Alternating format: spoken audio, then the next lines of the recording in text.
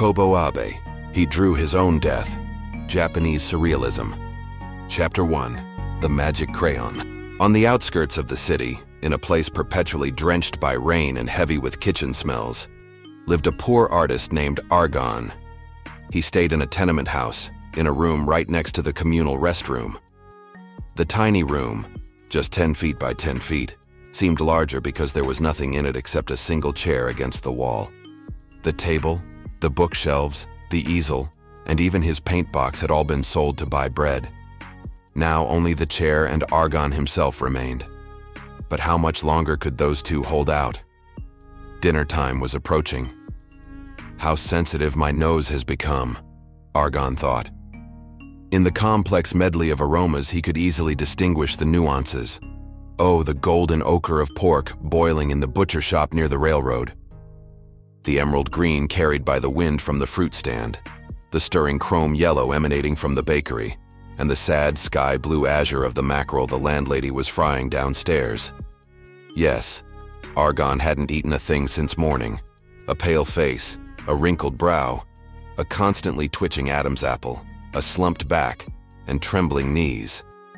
Argon shoved his hands into his pockets and yawned 3 times in a row. Just then, his fingers felt something long and thin. What could it be?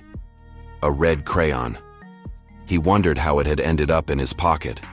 Twirling it between his fingers, the artist let out another wide yawn. God, he was starving. At first mechanically, then with growing excitement, Argon began to draw on the wall with the crayon. First, an apple, a massive one. Eat one of those, and you're full. Next to it, a paring knife to make eating easier. Then, salivating, he drew a bun, inspired by the smells wafting in from the window in the hallway. A jam-filled bun, a buttered pastry, and a loaf of bread as big as a human head.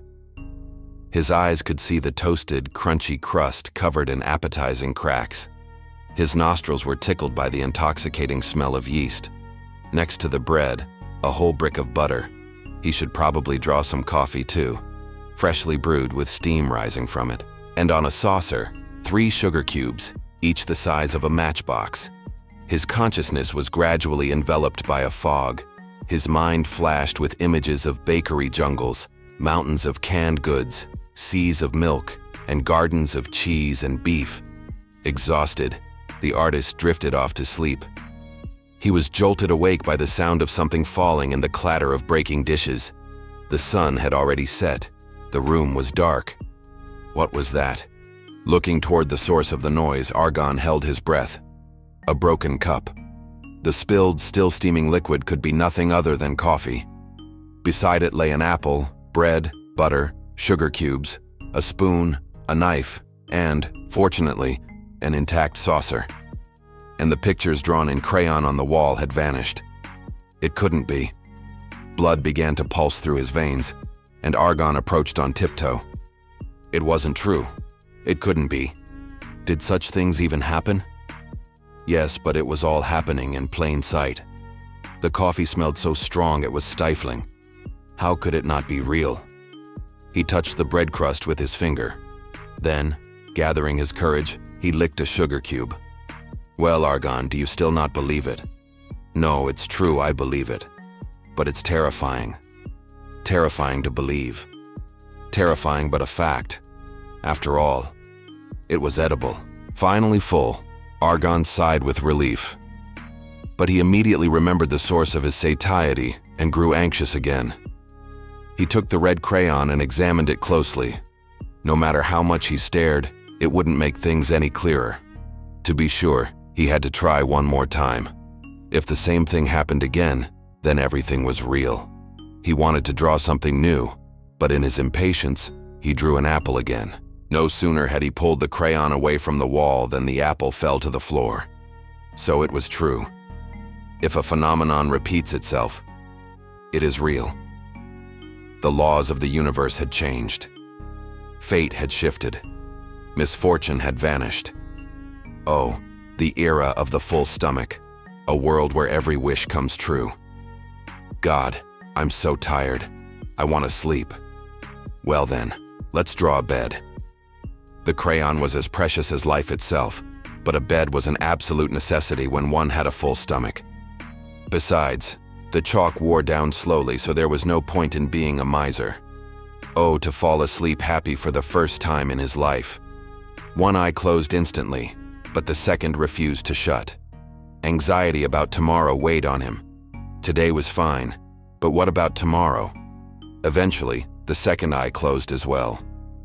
All night long, through those two very different eyes, the artist saw dreams of many colors. But the morning, full of dread, began like this. He dreamed he was being chased and fell off a bridge. However, this didn't mean falling out of bed. Opening his eyes, he discovered there was no bed at all. The room still held nothing but a single chair. But what about the events of the previous night? Argon leaned over and fearfully examined the wall. On it, drawn in red crayon, were a cup, broken, a spoon, a knife, apple peels, and a butter wrapper. Beneath all this was the bed he had supposedly fallen from. Of everything drawn yesterday, only what had not been eaten had returned to the wall. Argon felt a dull ache in his shoulders and lower back. It was exactly the kind of pain he would have felt if he had actually fallen out of bed. When he touched the drawing of the rumpled sheet, he felt that this spot on the wall was distinctly warmer. The artist rubbed the drawing of the knife with his finger. It was just ordinary chalk.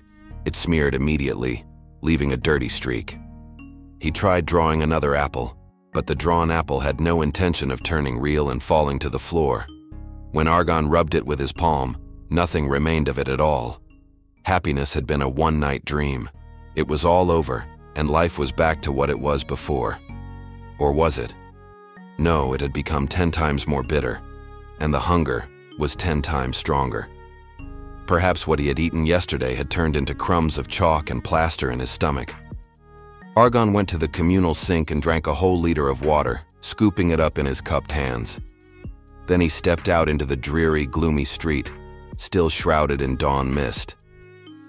Bending over a drainage ditch that began 100 yards away at a restaurant kitchen, he felt around in the sticky, pitch-black water and pulled something out. It was a wire mesh. After rinsing it in a stream, he found something edible caught in it. Rice. Not long ago, an old man living nearby had told him that if you blocked the ditch with a wire mesh, you could catch enough scraps in a day for one meal. About a month ago, the old man had become wealthy enough to afford oil cake, so he had yielded the ditch by the restaurant to Argon. But how wretched this food seemed compared to yesterday's feast. Yet it wasn't magic, it was real, capable of filling a stomach, and could not be ignored. Filth, that was reality. Before noon, having gone into town, Argon visited a friend who worked at a bank.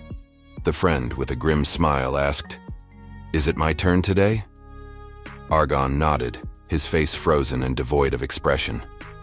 He ate half of his friend's lunch and walked back out onto the street, his shoulders hunched. For half a day, Argon brooded. Leaning back in his chair, clutching the crayon, he dreamed of a miracle, and following that passionate desire, hope appeared.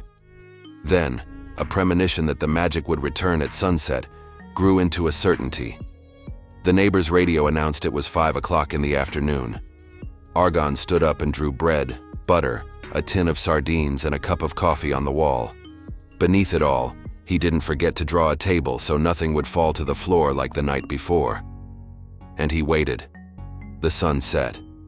The artist felt as though something was happening to his vision as the drawing on the wall began to blur. It was as if a veil of mist had hung itself between the wall and his eyes. The image grew paler, and the mist grew thicker. Finally, it became so dense it seemed on the verge of turning into a solid object. And then, it happened. Everything drawn on the wall suddenly became real. The coffee steamed appetizingly. The freshly baked bread was still warm. Oh, he'd forgotten a can opener. Argon began to draw it on the wall, steadying it with his left hand so it wouldn't fall, and right under the crayon, the opener took on weight and form. Now, this was true artistry. Suddenly, he bumped into something. Yesterday's bed was back in its place. On it lay the handle of the paring knife. He had rubbed away the blade with his fingers, the butter wrapper, and the shards of the cup. Having satisfied his hunger, Argon lay down on the bed. So, what now? It was perfectly clear that sunlight destroyed the magic's effect. As soon as day broke, want would return. Could he think of something? Suddenly, a stroke of genius hit him. He had to shroud the window with something, to wall himself off from the daylight. To carry out this idea, he needed some money. To protect himself from the sun, he needed real things that didn't fear the sun's rays. However, drawing money wasn't easy. What could he come up with?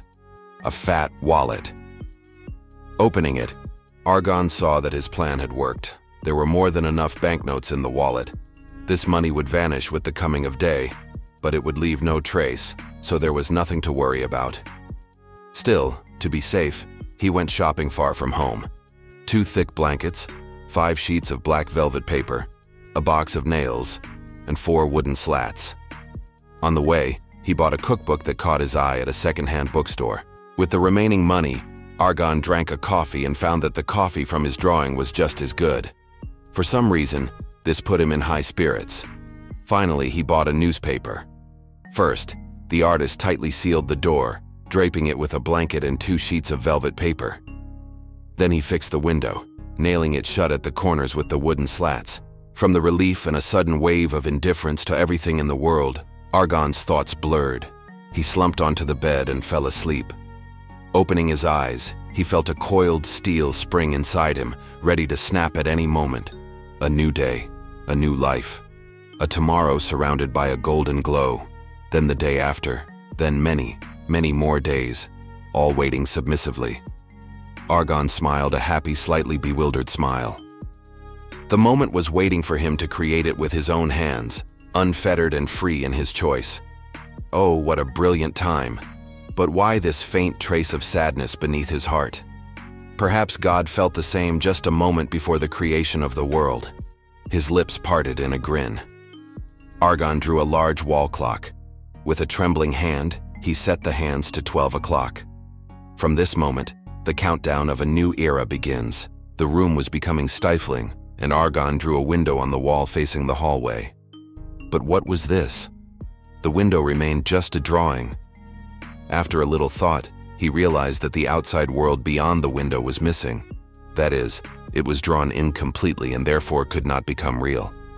Fine, I'll draw something outside. What kind of view? The Alps, the Neapolitan Sea, a rural landscape, or maybe the Siberian taiga. Beautiful landscapes seen on postcards and in travel guides rose before his eyes.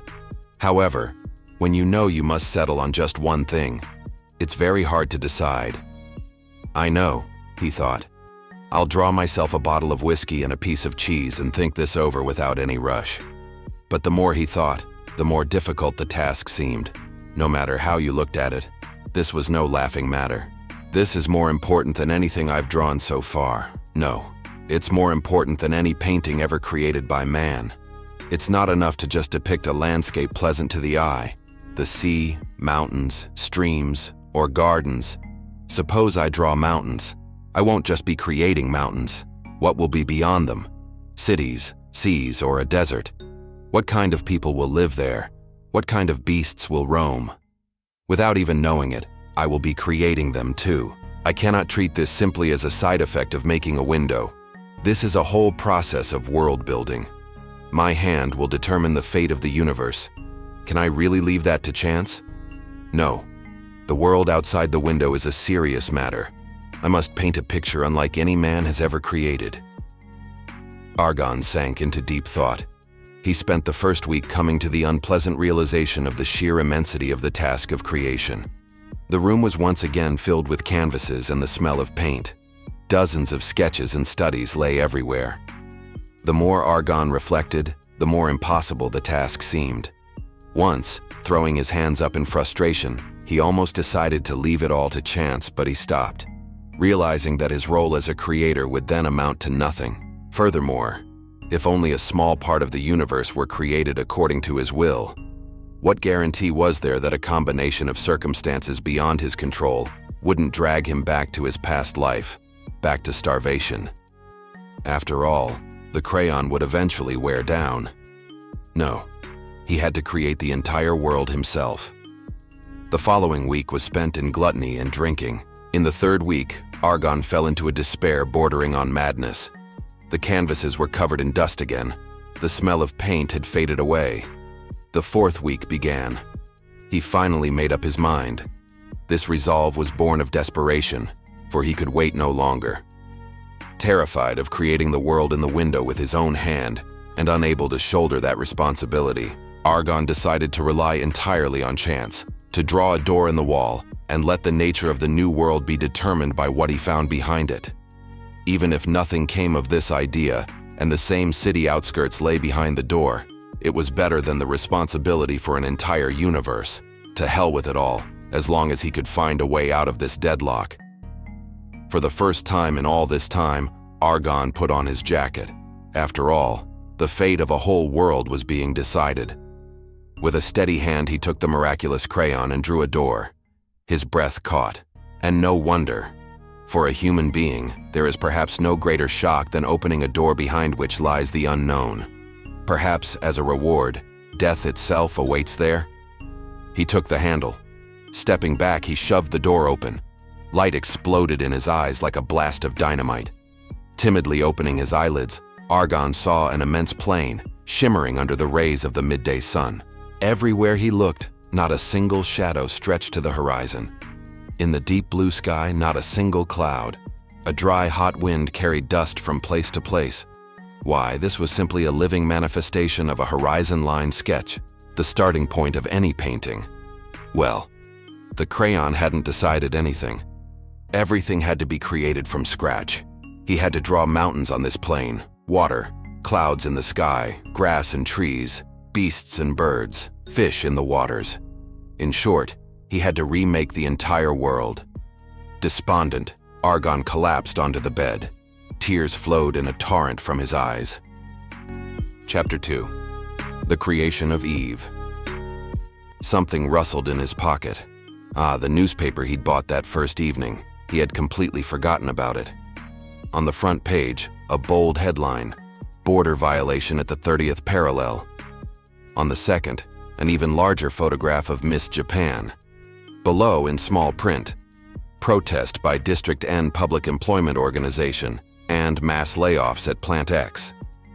Argon stared intently at the photo of the semi-clad Miss Japan. He had forgotten the most important thing. To hell with all other events. He had to start over with Adam and Eve. That was it. Eve. He would draw Eve. Half an hour later, Eve stood before Argon. Looking around in surprise, she asked, "Oh, who are you? What's happened to me?" "I am Adam, and you are Eve," Argon replied, blushing with embarrassment. "Liar! I'm no Eve. I'm Miss Japan." "You are Eve. Truly, Eve. Yeah, right. Like I'd believe an Adam in trousers living in this shabby little room. Strange. How did I end up here? I'm supposed to be speaking at the opening of a photo exhibition right now. How can I make you understand? You really are Eve." "Ugh, you're tiresome, fine. Where's the fruit of knowledge? Are you trying to tell me this is the Garden of Eden? Don't make me laugh. Listen, sit down here. I'll explain everything. By the way, are you hungry?" "I am." "What would you like to eat? Pick any dish from this cookbook." "No way, really. You must be a wealthy man even if you do live in this hole. I've changed my mind. Maybe you really are Adam. What are you, a gangster?" "No, I am Adam. Adam, the artist, the creator of the universe." "I don't understand." "I don't understand either. And that's why I'm in despair." Then Eve had the chance to watch as Argon prepared French cuisine by redrawing the dishes from the book. Amazing, simply marvelous. This really is Eden. I believe you, and you can make anything with that crayon? Oh, how interesting, I agree. Let me be Eve. We'll be millionaires. Wait, Eve, listen to me. Argon told her the story of the crayon, and finally said, "And so, I must build a new world with your help. Money has nothing to do with it. We must start everything from the very beginning." Miss Japan stared at him blankly. "What do you mean money has nothing to do with it? I don't get it. How's that?" "Fine. If that's the case, look through this door." Glancing briefly through the door, Argon held a jar. Eve shrieked, "How disgusting!" She slammed it shut, and glaring spitefully at the artist, pointed to the real door covered by the blanket. And this one? I bet it's not like that. You can't go there. That world will destroy everything instantly. The food, the table, the bed, even you. You are now the Eve of a new world. We will be the father and mother of a new humanity. I don't want to. It's all so boring. I'm for birth control anyway. And besides, nobody's going to destroy me. You will vanish, believe me. I won't. I know better. Imagine that, I'll vanish. The things he says. Eve, you don't understand. If we don't remake the world, poverty and hunger await us in the end. Aha. So now he's on a first-name basis with me. But I'm not that stupid. Hunger awaits me. I doubt it. I'm worth a lot. You're worth exactly as much as this crayon. If the world isn't remade, you'll vanish like smoke. As if you never existed. All right, enough claptrap. I have to go. I don't even know how I got here. What am I supposed to do here? You and your little tricks. Come on, move it. My manager is probably waiting. Fine. I'll come by here sometimes. Only if you draw me whatever I ask for. You fool, that's impossible! Eve stared at Argon, surprised by his sudden outburst. For a while, they looked at each other in silence. Finally, having devised a plan, Eve said insinuatingly, "Fine, I'll stay here forever. But in exchange, you must fulfill one condition, okay?" "What is it?" "If you truly stay, I'll do whatever you want." "Then give me half of the crayon." "Nonsense. You don't even know how to draw. You won't succeed." "I do. I used to work as a designer. Give it to me. I'm for total equality." At first, Argon shook his head skeptically, but then he relented. Fine. He carefully broke the crayon and handed half to Eve. She immediately turned to the wall and began to draw. It was a pistol. "Stop. What do you need that for?" "Death. I am creating death. When creating a world, it is first necessary to clearly define who is who." "You mustn't. Then nothing will work. Stop. We have absolutely no need for that." However, it was already too late. A small pocket pistol shimmered in Eve's hand. She raised it and aimed at Argon's chest. "Hands up. Move and I'll shoot." "Oh, foolish Adam, don't you know that promises aren't to be trusted? You forced me to deceive you." "Are you drawing something else?" "A sledgehammer, to break down the door." "You can't. Just flinch and I'll shoot." Argon lunged, and at that very moment, a shot rang out. The artist clutched his chest, his knees buckled, and he fell to the floor. Strangely enough, not a single drop of blood flowed. Chapter 3. The Price of Reality. "Foolish Adam," Eve laughed. Swinging the sledgehammer, she began to batter the door. Suddenly, daylight flooded into the room. It wasn't even that bright, but it was real light, coming from the sun. Eve's figure was shrouded in mist and vanished. The table, the bed, and the creations of French cuisine disappeared as well. Everything in the room, except for the artist, the cookbook, and the chair, turned back into drawings on the wall. Argon slowly rose from the floor. The wound in his chest had vanished, but something far stronger than death beckoned and pulled at him. The wall was calling him. Argon's body, which for 4 weeks had been nourished solely by drawings, was now almost entirely composed of the wall's particles. Resistance was futile. With an unsteady gait, Argon moved toward the wall and was absorbed into it. When the residents of the house, alarmed by the shot and the blows of the sledgehammer, rushed into the room, Argon had already turned into a drawing. The people saw nothing but the chair, the cookbook, and the scribbled-on wall. Someone remarked, "Look at that. Argon is drawn just like he's alive." "What an outrage. Broke the door, ruined the wall. He won't get away with this. Where did he disappear to, that miserable dauber?" the concierge cursed. When the tenants left, a faint voice from the wall whispered, "No, you can't remake the world with a crayon." And then, a drop of moisture slowly slid down the wall, right from Argon's drawn eye.